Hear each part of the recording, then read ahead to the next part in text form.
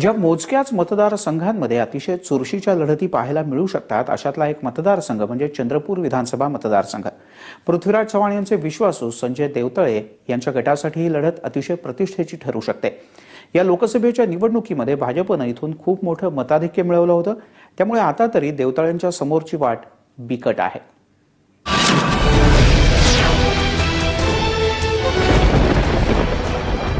1995ला युतीच्या लाटेत सुधीर मुनगंटीवार यांनी चंद्रपूर काबीज केलं आणि सलग 3 वेळा विजय मिळवला। मात्र 2009 मध्ये झालेल्या पुनर्रचनेत चंद्रपूर मतदारसंघ अनुसूचित जातीसाठी आरक्षित झाला आणि सुधीर मुनगंटीवार बाद झाले। 2009 साली अनेक स्थानिक कार्यकर्ते भाजपकडून इच्छुक असताना सुद्धा सुधीर मुनगंटीवार आणि हंसराज अहिर यांच्या भांडणात नितीन गडकरी यांनी नागपूरच्या नाना शामकुळे यांना उमेदवारी दिली।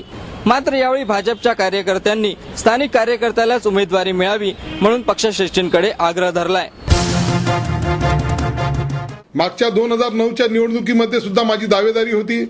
पक्षाच्या नेतृत्वाने सांगितलं, नेत्यांनी सांगितलं की विद्यमान आमदार जे आहे ते एका टर्मसाठी येणार आहे, त्यांचं आम्ही सगळ्यांनी मान्य करून त्यांच्यासाठी अहोरात्र प्रयत्न करून केवळ 12 दिवसामध्ये भारतीय जनता पार्टीच्या कार्यकर्त्यांनी त्यांना निवडून दिला आहे। पण स्थानिक उमेदवार जो ज्या पद्धतीने प्रश्न लोकांचे लावून धरतो, त्यांच्या सुखदुःखामध्ये जनतेच्या सहभागी होऊ शकतो, निश्चितपणे हा स्थानिक उमेदवार दिला पाहिजे अशी सर्व कार्यकर्त्यांची जनतेची मागणी आहे।